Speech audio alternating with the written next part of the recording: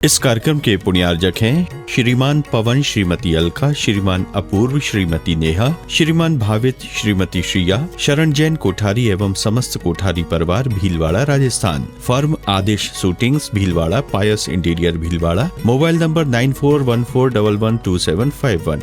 या हम सभी अपने जीवन में सुख और गुणों की अभिवृद्धि के लिए नीति के विषयों का श्रवण कर रहे हैं। नीति हमें सिखाती है कि किसी भी परिस्थिति में हमें निराश नहीं होना है। नीति हमें सिखाती है कि किसी भी परिस्थिति में हमको अपने चिंतन को, सोच को नकारात्मक नहीं बनाना है। अगर आप नकारात्मक सोच वाले व्यक्तियों की श्रेणी में आते हैं तो आप असफल लोगों की श्रेणी में ही रहेंगे। आज की नीति कह रही है कि निराश और नकारात्मकता से आपके जीवन में अंधकार आता है, अंधेरा आता है और इतना डार्कनेस आती है कि आप सब कुछ दिखते हुए भी कुछ नहीं देख पाते। इसलिए निराशा और नकारात्मक अगर आपके जीवन में है तो आपका जीवन अंधकारमय है और आशाओं के छोटे छोटे दीपकों से जीवन में उजाला आता है।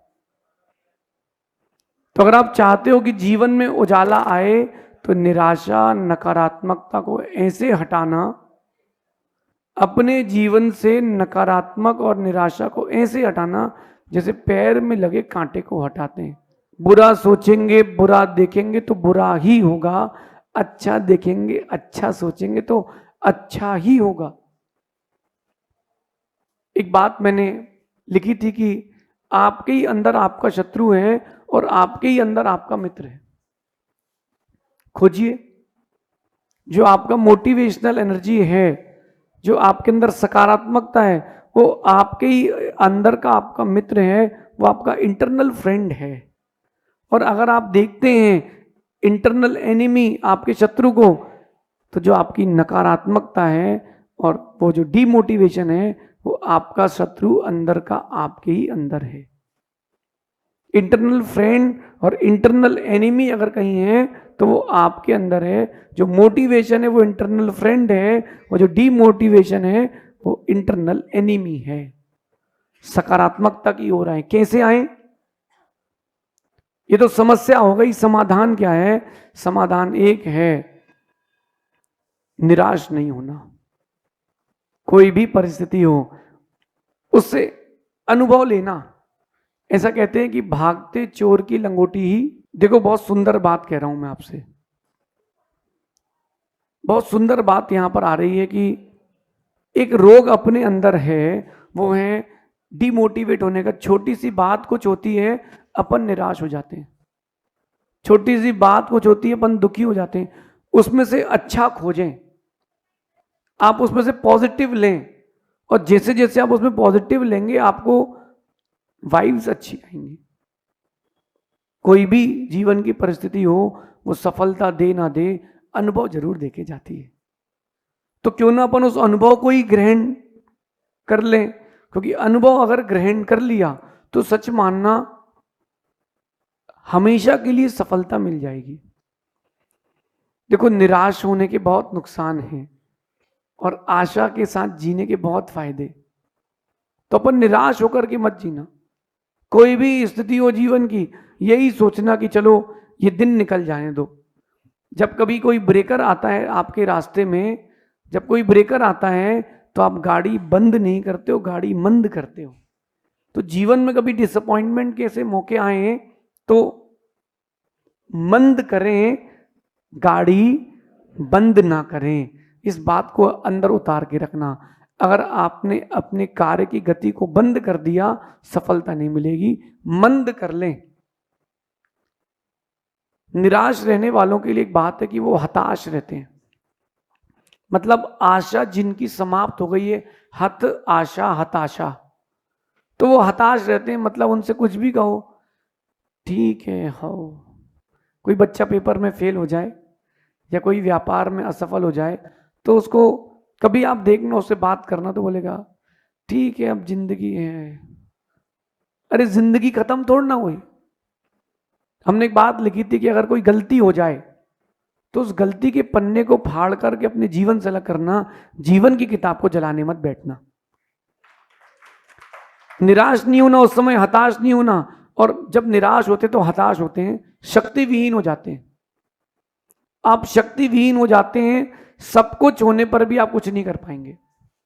शक्ति विहीन नहीं होना हो, आशा का दीप जला के रखें। कहते हैं आसमान किस पर टिका है? आशा पर।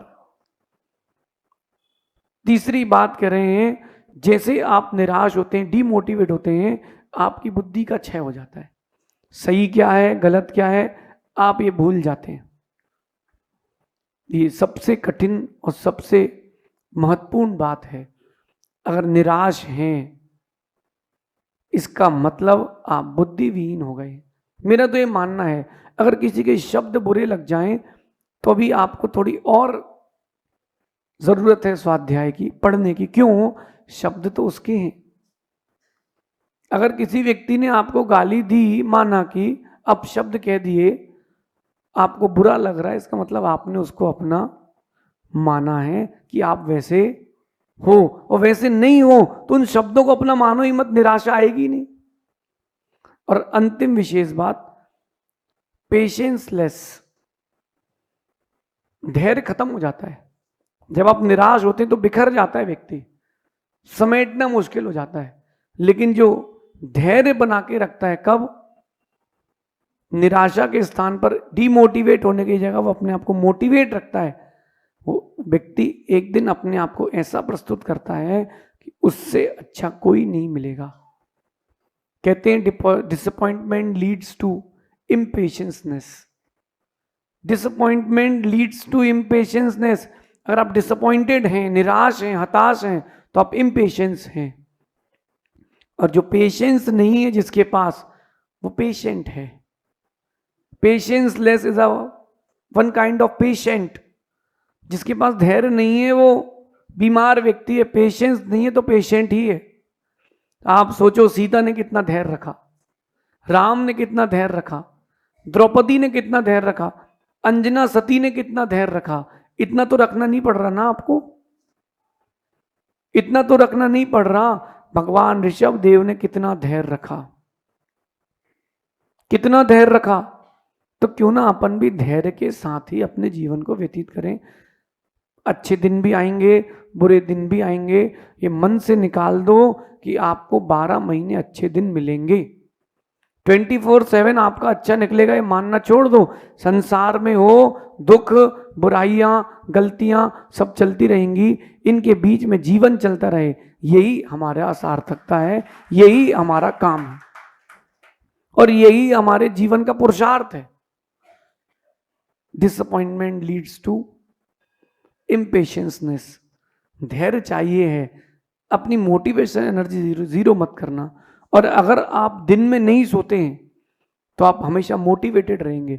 जो लोग दिन में सोते हैं भोजन के पश्चात, ऐसे लोग मोटिवेटेड नहीं मिलेंगे।